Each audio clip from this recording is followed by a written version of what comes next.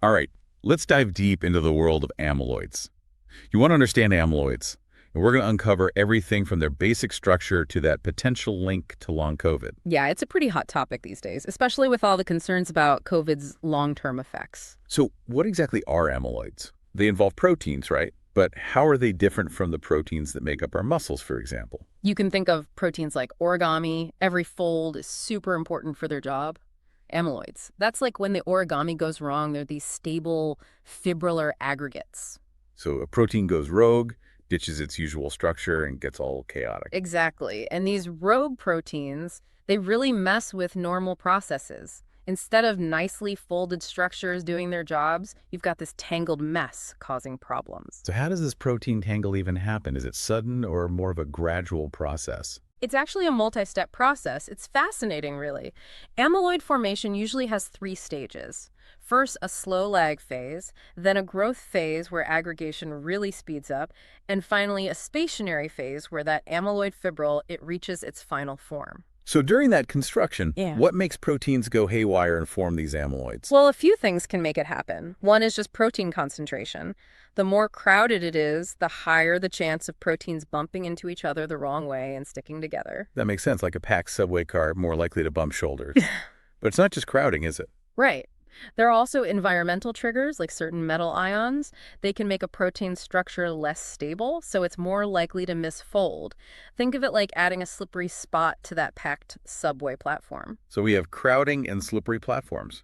What else can push proteins to the dark side? Well, there's the alpha sheet structure, kind of a rare thing for proteins. Unlike the usual alpha helices and beta sheets, which are pretty stable, the alpha sheet, it's like a flipped beta sheet, not as stable. Researchers think that this instability might make proteins with this structure especially vulnerable to amyloid formation. So it's like a weak spot in the protein, making it more likely to go rogue. Right on. To really understand these structures, scientists use techniques like electron microscopy and X-ray diffraction. These show us that amyloids have this special cross-beta sheet arrangement. Picture a tightly woven fabric, but made of these misfolded protein strands. Wow, intricate 3D structures. But how do they lead to diseases? Here's the thing. Even small variations in these amyloid structures can cause different diseases. It's like changing the weave of that fabric slightly, you end up with a totally different material. These variations determine how amyloids interact with cells and tissues, and that's what leads to all these different disorders. Okay, starting to get the picture. Misfolded proteins, complex amyloid structures. Now let's talk impact. What diseases are linked to these tiny troublemakers? Amyloids are implicated in a whole bunch of serious conditions. Some, like Alzheimer's disease, are really well known. Others, like systemic amyloidosis, aren't as familiar, but just as bad. And then there's that growing concern about COVID-19 and amyloids, especially with long COVID. Well, that's a pretty serious list. Let's break it down, starting with Alzheimer's. How do amyloids contribute to that? In Alzheimer's, you have a type of amyloid called amyloid beta forming plaques in the brain.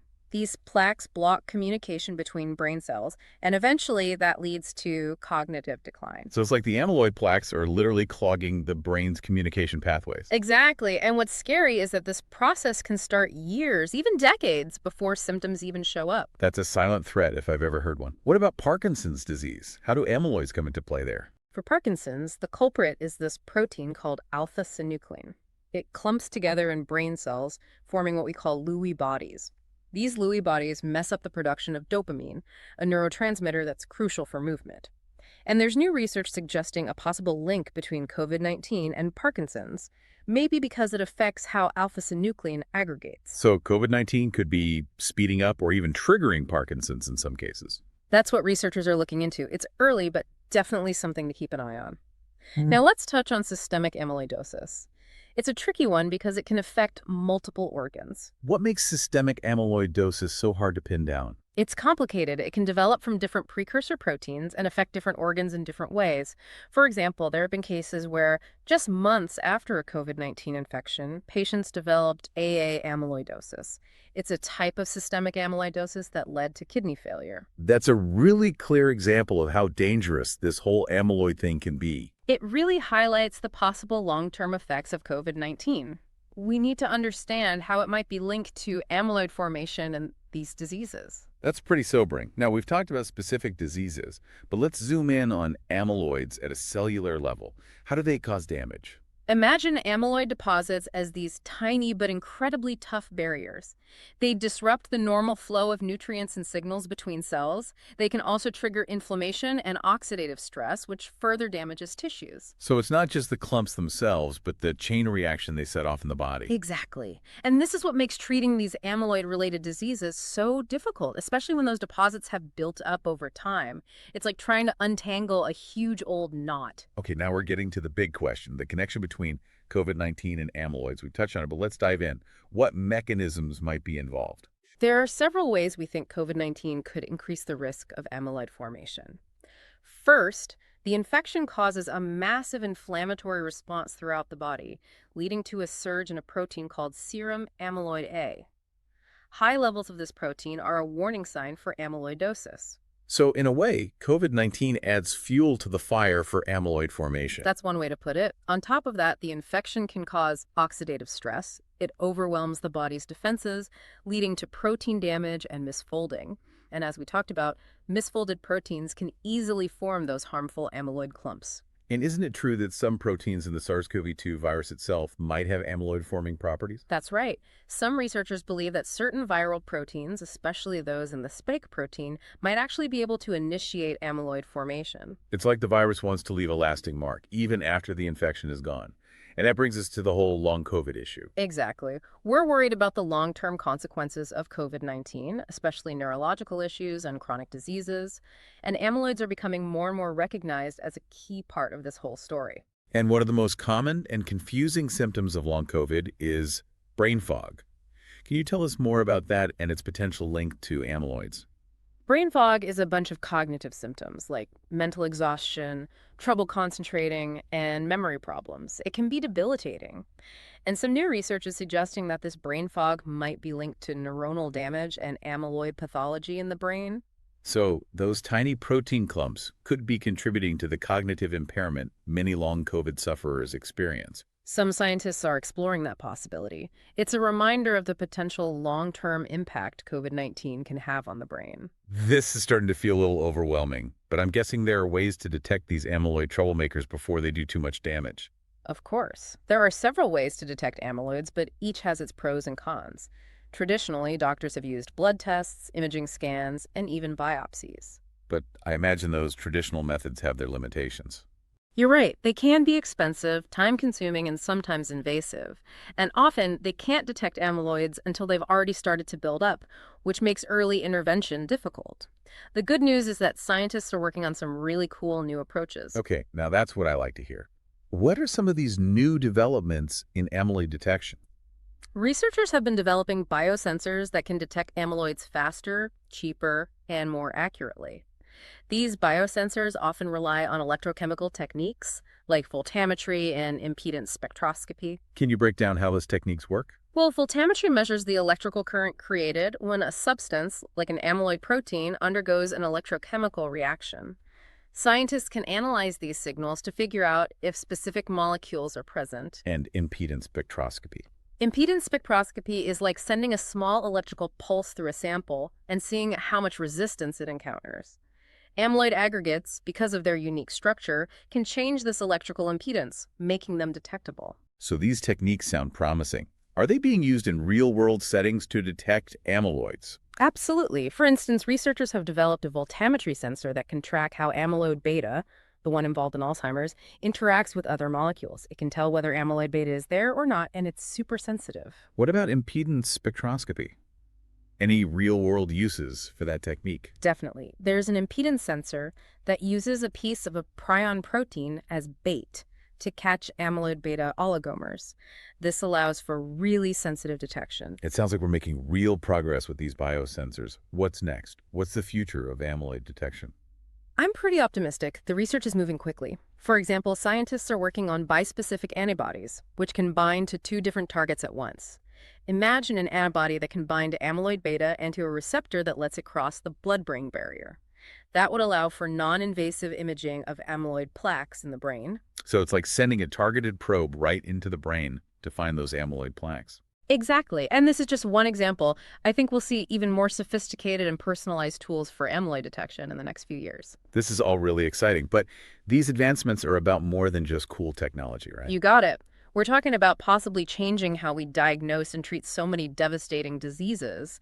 And with what we're learning about the link between COVID-19 and amyloid formation, developing these tools is even more urgent. Okay, so we've covered a lot in this deep dive. Where do we go from here? What are your final thoughts on the future of amyloid research? Oh, I'm really optimistic. The scientific community is learning so much about these complex structures, and we're developing new ways to detect and fight them. We're seeing all sorts of scientists coming together to work on this. Virologists, immunologists, protein scientists. It's really impressive. It's amazing how far we've come in such a short time. As we keep learning about amyloids, I'm sure we'll find even better treatments and maybe even ways to prevent these diseases altogether. I totally agree. But remember, we're not done yet. There's still a lot to learn about how amyloids form, all the different ways they affect the body, and the long-term consequences of things like viral infections. That's a really good point. Mm. So for everyone listening, I want to leave you with this thought. As research continues, imagine a future where we can detect amyloid formation really early, maybe decades before any symptoms appear. What would that mean for how we approach healthcare? How would it change how we think about preventing and treating disease? Think about those questions as we keep exploring the fascinating world of amyloids. Yeah, those are some big questions for sure. Early detection could totally change the game. It could shift our whole approach to healthcare from just reacting to problems to actually preventing them. It's like stopping a thief before they even try to steal anything, Yeah. instead of waiting until something's already been taken. Exactly. And with personalized medicine becoming more common, tailoring treatments to each person's specific needs, early amyloid detection could be huge. Imagine being able to identify people who are at high risk for these amyloid diseases before any damage even starts. That's the goal, right? We could step in early, maybe with lifestyle changes or specific therapies or even preventative measures to stop those protein clumps from forming in the first place. It's like stopping a snowball from rolling down a hill before it becomes a giant avalanche, tackling the problem at its source. That's a great way to put it. And it's not just about preventing the disease altogether. Early detection could also revolutionize how we track how the disease is progressing and how we adjust treatment plans. So instead of waiting for symptoms to get worse, we could keep an eye on those subtle changes in amyloid levels over time and fine-tune the treatment as needed. Exactly. Picture a world where we're constantly monitoring and tweaking things, making sure people are getting the most effective treatment at every stage. That's a powerful vision, moving towards healthcare that's more precise, more personalized, and more proactive. And amyloids are right at the forefront of this exciting new frontier. Their unique characteristics and their impact on so many different systems make them a prime target for innovation. Okay, so we've talked about this optimistic future, but let's be real here. What are some of the challenges we still need to overcome? Well, one of the biggest hurdles is developing biosensors that are not only sensitive and accurate, but also affordable and user-friendly. Right, because it's great to have all this cutting-edge tech in specialized labs, but it needs to be accessible to everyone, not just a select few. I agree 100%. We need to make these tools available to doctors and patients all over the world. So what's standing in the way of making these biosensors more accessible? It's a balancing act, really. We need to push the boundaries of scientific innovation, but at the same time, keep costs down and make sure the devices are easy to use. We need to streamline the manufacturing process, develop devices that are robust and reliable, and make sure they're straightforward for healthcare professionals to use. It's a tall order, but it sounds like the scientific community is ready to tackle it. Oh, definitely. There are so many brilliant people working on this, and I'm confident that we'll see some major breakthroughs in the coming years. And aside from the technological challenges, are there other obstacles in amyloid research? Another big challenge is understanding how amyloids interact with all the other factors that contribute to disease. It's rarely a simple cause and effect situation. Right, it's not just about the amyloids themselves, it's about the whole picture. Yeah. You have to consider the person's genes, their lifestyle choices, their environment. Exactly. It's like trying to put together a giant puzzle, but we're missing a lot of the pieces. We need a more complete picture to develop really targeted and effective therapies. So it's not about finding a magic bullet that just gets rid of amyloids. It's about understanding the whole system and how all the parts fit together. You got it. It's about untangling the complexities of human biology and figuring out how to address the root cause of disease. But even with all these complexities, it feels like there's real momentum in amyloid research. Like we're on the verge of a major breakthrough. Oh, absolutely. The fact that amyloids play a role in so many different diseases has really energized the scientific community. We're seeing a level of collaboration and innovation that's unprecedented. And it's not just about finding cures for these devastating diseases. It's also about improving the quality of life for people who are living with them right now.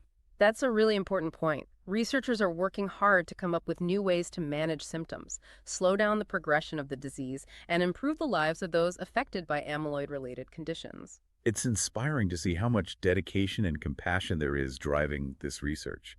It makes me hopeful for the future. It really speaks to the power of human ingenuity and our drive to learn. And that's what makes this field so exciting. This has been a fascinating deep dive into the world of amyloids. But before we move on, I want to touch on something we talked about earlier, the long-term impacts of COVID-19 and the possible link to amyloids. Right. We discussed how the virus can trigger inflammation and oxidative stress, potentially creating the perfect conditions for amyloid formation. And with millions of people around the world having had COVID-19, the possibility of a surge in amyloid-related diseases down the road is a major concern. It's definitely something to think about. It underscores how important it is to understand the long-term effects of this virus. It feels like we're only just starting to understand this complex issue. There are still so many questions unanswered. Absolutely. We need to figure out why some people who get COVID-19 seem more prone to developing amyloid-related complications. Is it genetics underlying health issues or something else entirely? Those are crucial questions that researchers are trying to answer right now, and what they find could dramatically change how we treat and prevent long COVID. And what about the role of vaccines in reducing these long-term risks? Is there any evidence that being vaccinated can protect against amyloid-related complications? That's another hot area of research. Early studies suggest that vaccination might lower the risk of developing long COVID, including those neurological symptoms that could be linked to amyloids. But we need more research to back that up and to figure out the best vaccination strategies for long-term protection. For sure. This is a field that's constantly changing, so you have to stay alert, adaptable, and keep ourselves updated as new information comes out. Okay, so as we wrap up this part of our deep dive, I want to leave our listener with a final thought-provoking idea, something to really ponder. I'm all ears. We've explored this intricate world of amyloids, their role in various diseases, and the amazing progress being made in detection and treatment. But what if, and hear me out on this, what if we're just scratching the surface of what these tiny protein structures can do? That's interesting. Tell me more. We tend to think of amyloids as the bad guys, these destructive forces causing chaos in the body. That's definitely the common view. But what if, besides their harmful effects, amyloids also have hidden benefits? Some untapped potential we haven't discovered yet. Now, that's a thought-provoking idea. It challenges our preconceived notions and makes us look at things in a new way. Exactly. We know that nature is full of paradoxes. Things that seem harmful can also have beneficial qualities. Like how some venoms have been used to create life-saving medicines. That's what I'm talking about. So what if we could take amyloids with their incredible stability and self-assembling properties and engineer them for good? You're thinking outside the box. I like that. Imagine a world where we could use amyloids to deliver drugs with pinpoint precision to repair damaged tissues or even to create new biomaterials with properties we've never seen before. That's a bold vision, but not entirely out of reach. I'm not saying it'll be easy, but don't you think it's worth exploring? Absolutely. We've learned that big scientific breakthroughs often come from questioning what we think we know and being open to unconventional ideas. Maybe someday, instead of being afraid of amyloids, we'll be celebrating their potential to improve human health and well-being. That would be incredible. It would show the power of scientific curiosity and the limitless possibilities of nature. And on that note of cautious optimism, I think we'll wrap up this part of our deep dive. It's been great exploring this fascinating topic with you. And to you, our listener, I encourage you to stay curious, keep learning, and never stop asking questions. It really is amazing how science keeps pushing the limits of what we thought was possible. And who knows what other surprises are waiting for us in the world of amyloids. It's a field with so much potential. Every new discovery opens up a whole new path to explore. Well, before we get too lost in the future, let's take a minute to go over what we've talked about. Sounds like a plan. It's always good to summarize. We started by looking at the basics of amyloids, those tiny protein structures that form when proteins misfold and clump up. We talked about their complex structures, the things that trigger their formation, and how they can disrupt those normal biological processes. We went on a tour of the body, and looked at all sorts of diseases linked to amyloids, from the famous ones like Alzheimer's and Parkinson's to the lesser-known systemic amyloidosis. And of course, we couldn't forget about the big concern, the link between COVID-19 and amyloid formation. That connection raises some serious questions about the long-term health effects of this pandemic. We also spent some time on the amazing advancements in how we detect amyloids, especially those sensitive and affordable biosensors that could help us diagnose and intervene early. And we even did a little bit of dreaming, imagining a future where we could actually use amyloids for good, turning these things that cause disease into tools for healing and innovation. It's been a wild ride. From the microscopic world of misfolded proteins to the big picture impact on human health and well-being. It just shows you how connected everything in science is, how something tiny at the molecular level can have such a huge effect on our lives. And as we wrap up this deep dive, I want to leave you, our listener, with a challenge. A challenge. Tell me more. We've talked about a lot, but the world of amyloids is so vast and complicated. There's so much we still don't know. That's the exciting part about science. It's a constant search for knowledge, an endless journey of discovery. So here's my challenge to you. Stay curious, keep learning, and never stop asking questions. Don't be afraid to dig deeper, to question what everyone thinks is true, and to look for new perspectives. Because the more we understand about amyloids, the better prepared we'll be to prevent, treat, and maybe even cure the diseases they cause. That's the truth. Knowledge is power, and when it comes to amyloids, it could be the key to a healthier future for all of us. And on that note of empowerment and hope, we'll bring this deep dive to an end. It's been a pleasure exploring the world of amyloids with you. And until next time, stay curious and keep exploring.